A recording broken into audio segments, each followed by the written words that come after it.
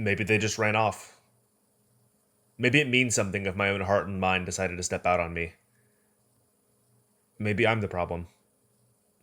There's nothing saying that the parts of myself can't be their own people.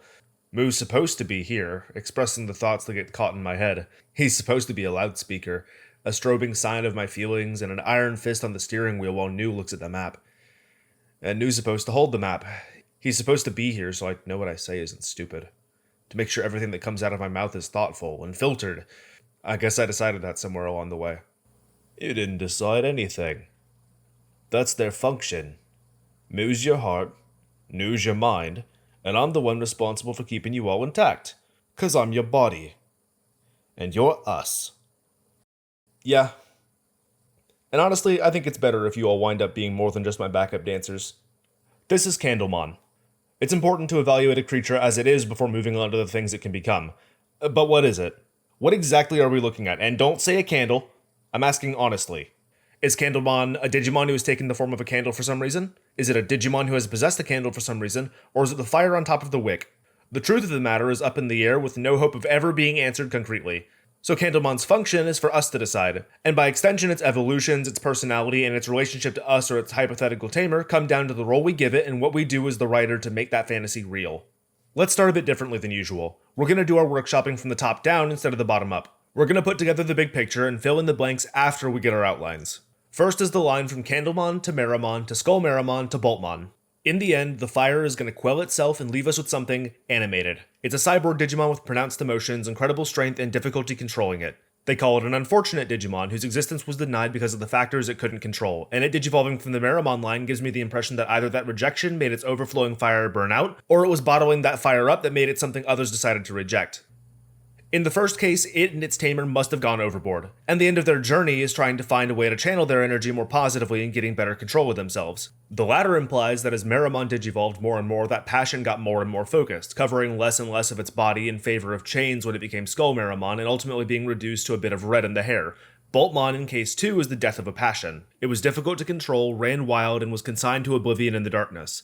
I'd like to bring a bit of attention to a lack of identity given to what exactly rejects them. The thing that consigns them to oblivion, dramatic as that sounds. The story we're writing around Boltmon and its tamer is one of self-destruction. Swelling passion that grows, gets refined, and then collapses on top of itself. Skullmeramon is an interesting case. If we look at it as the stage before the crash, we see blue fire, chains, a bare top, and that metal mask already on its face. Blue fire is considerably hotter. They're stronger, more passionate, harder to contain than they were when they were a Meramon. The bare top gives off confidence and authenticity. They're literally bearing themselves with fiery passion rising from their very pores. Despite that, they still have the mask. They're still hiding who they really are. Or they're at least hiding the things that are most indicative of them being them. And the chains around their body tell me that despite the confidence, despite the energy that's radiating off of them, and how hot they're burning, they're still being restrained or restraining themselves. That restraint wasn't there when they were a Meramon. It's a being of pure fire, completely engulfed in it, so much so that its own face is the fire that's wildly raging across all of its body.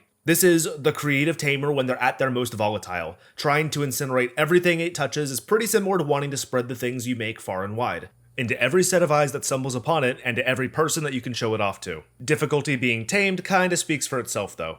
As a young and overflowing creative, it's pretty obvious they're not going to take criticism or suggestions since they're completely swallowed up in passion. That spins the Meramon being a literal firewall into their favor. The fire, their energy and enthusiasm for creating is a shield keeping everything negative out.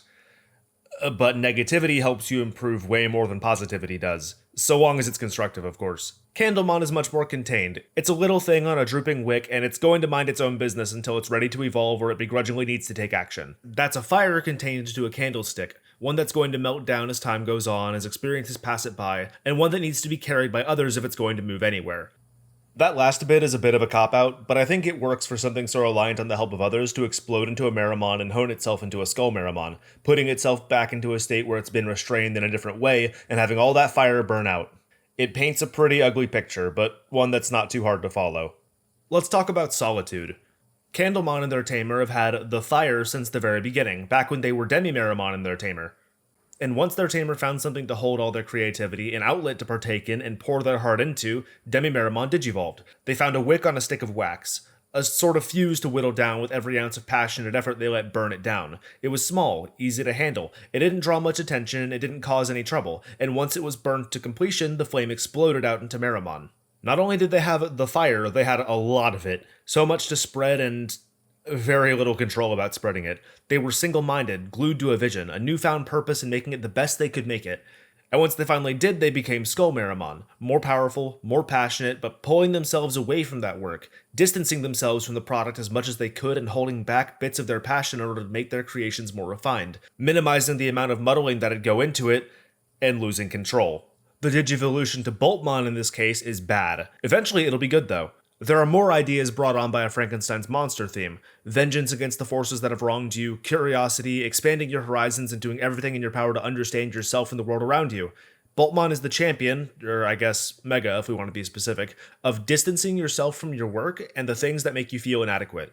The Tamer has to learn that Boltmon is not a product of any failure on his part, and that he needs to be better than the unfair treatment either their peers, their community, or themselves beat them down with. In the case of this Tamer and their Boltmon, the fire they thought had vanished had just been completely internalized. It's still there, it's just not on display.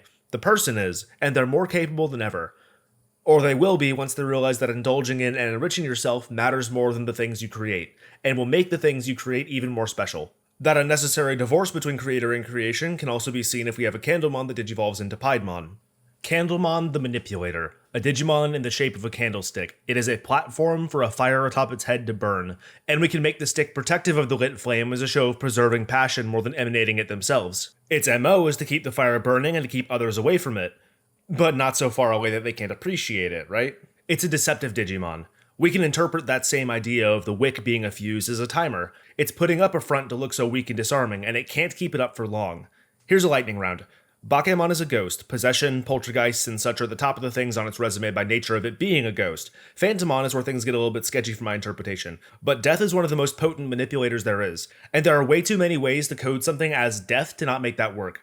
Piedmon is a stage magician. It's manipulation as performance. I'm seeing lots of notes about its danger, though. How its origin is completely unknown, its strength is top-notch, and you never want to find yourself on the wrong side of it. Piedmon the Manipulator has all of those qualities but doesn't want to get on stage. They're keen to move things around from behind the scenes, all for the sake of their grand scheme, and will just stab anyone who gets in the way of all the details being in their perfect place. Let's talk about another kind of creative, the one who wants to make the dream work.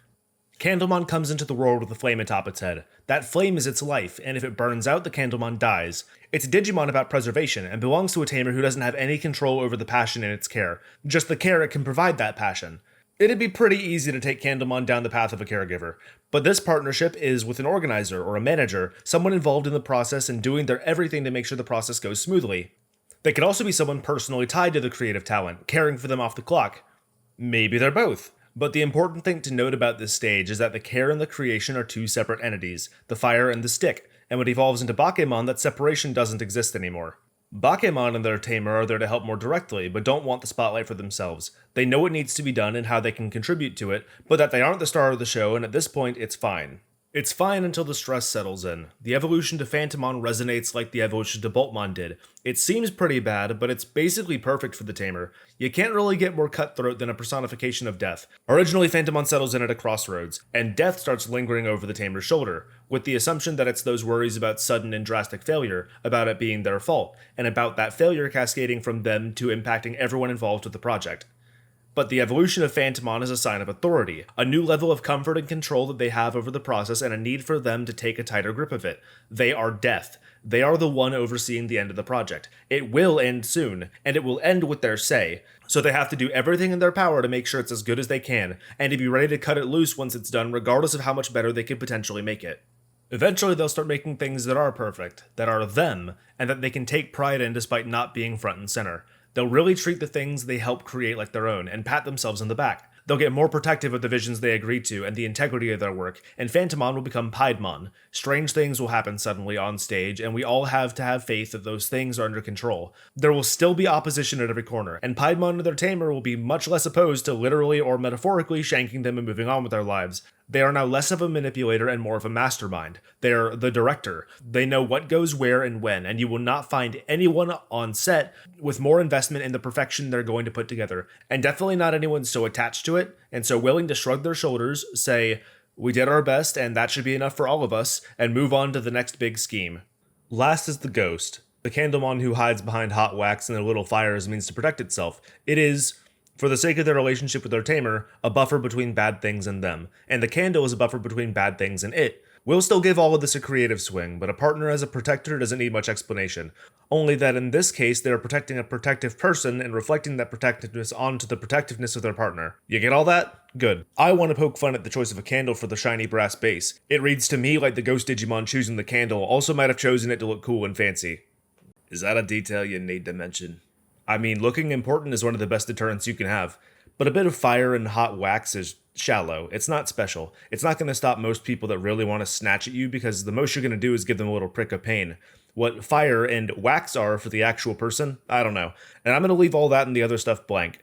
But as they become a better protector and get new means and methods of preserving themselves, their Digimon will too. When Candlemon digivolves to Wizardmon, they graduate from a speck of fire and brass casing to fireballs and mystical robes. Wizards come with a predisposition to studying and training, so this is a tamer in the stage of their life where they are actively pursuing new ways to protect themselves and new strength to use to that end. When Candlemon digivolves to Mistymon, it does so having mastered sorcery and picked up swordsmanship. It's continuing to amass talent, protections, and understanding of all sorts of types of ways to defend itself and the things it wants to protect. It stands to reason that fire and magic, whatever their analogs will be for the tamer, aren't going to work on everything even once they're mastered. This is a pursuit of self-betterment that seems like it's going to be endless.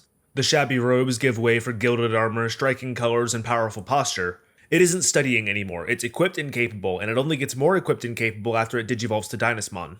This is a royal knight and the embodiment of personal justice and unquestioning loyalty. We can't brush that off. It's armored in brilliant whites and golds again, making itself look as striking as possible and hiking up its own wings for extra height. That's an intimidation tactic. Despite having all that power, it still wants to make itself look bigger than it actually is. Okay, they get it. Make your point already. Of course. Of course they want to look good while they protect. They're protecting themselves. Candlemon has fire, but it putting itself between danger and its tamer doesn't change the fact that even if it does so, it still has fire and wax between it and the thing it's trying to push back. Wizardmon has its magic, and uses what it knows to protect the things it's improving. Mistymon does the same thing on a higher scale, dressing it up with a bit more dignity, and Dynasmon is all of that pumped up to the max. Dynasmon's tamer has to be as devoted as Dynasmon typically are. And who or what else out there is as easy to devote yourself to as yourself? Together, these three make up the three types of Candlemon, and I'm very familiar with all three kinds of tamers that would be perfect matches for them. But these three aren't the end of any of their lines. Boltmon will never go away, but it's a separation of the person and their passion. That's a divide that needs to exist and needs to be explored from time to time. But that person's peak is when they and their passion are completely flush as one. When the restraints of Skullmeramon shatter to pieces, and the blue fire burns even hotter without any restraint and with more confidence than ever before, when Skullmeramon digivolves to Gankumon. That passion becomes a powerful personification of its own spirit instead of flaring up out of control. It takes on a more straightforward, unflinching personality, always on the move, never settling down, and putting its all into any endeavor that drops onto its plate. That means the tamer is just a little bit fickle, maybe carefree is a bit more apt. Focused on their ideals in the bigger picture, the ability to project their talent and passion more than putting it all in a particular box. Once the person doesn't dampen their own enthusiasm and the countless thoughts gushing from their heart to their hands, that's when them and Candlemon reach their peak. Piedmon and their tamer are actually the closest to theirs though. The only thing they have to do is stop letting others mess things up. They need to pick up their yardstick and insist that the fruits they'll enjoy from working even harder with all the clocks ticking will make everyone happier, and that they are the ones to be able to pull those strings directly. Once Piedmon stops being so hands-off, it becomes Chaos Piedmon. And the intensity of the shows, the effort that needs to get put into them from start to finish winds up going way, way up, with its giant swords no longer saved for the people who get in their way. The things going into a creation can get in the way of the creation too, and the hardest thing to do that requires the most ruthless decisions is to be willing to chop your own creation up to make it the best you and those you're working with can make it. But Dynasmon? Dynasmon is more of the same, but explicitly more. Becoming Dynasmon X means the image of the knight loses out to the power of the wyvern that makes Dynasmon so imposing. The image it and its tamer had wanted to preserve becomes a casualty of its purpose. They don't have to look perfect or proper, they are there to protect, and if it means they have to take on a more monstrous form in order to get their hands on more power, they will. The things that they make won't change in quality. In fact, if they aren't stuck putting up fronts and appearances, I'd bet they'll get even better. But becoming Dynasmon X means becoming a monster is worth it if it means their ideas can flourish and the person becomes the best version of themselves. And to think those three are just the streamlined ones. Digimon have so many more ways that they can grow and develop, and each evolution line can be personalized to whatever story you want to make of it. Whatever personality you want to reflect and whatever lesson you want to stick in a character or show about your own personal growth. Is Candlemon the Digimon for me? Kinda. I think if anyone has ever created something or fostered the creation of something, Candlemon could be a good fit for them. But it's not quite a bullseye for me. To me, creation isn't about protecting yourself or making things perfect or pouring every ounce of passion you can into something before you finish letting it bake. It's just expression. It's me giving my ideas unto you, and a few of the other residents definitely wouldn't agree with that. But I'm sure it's the right Digimon for a fair few you. I've been Numu, and thank you for tuning in to the box in the middle of everything.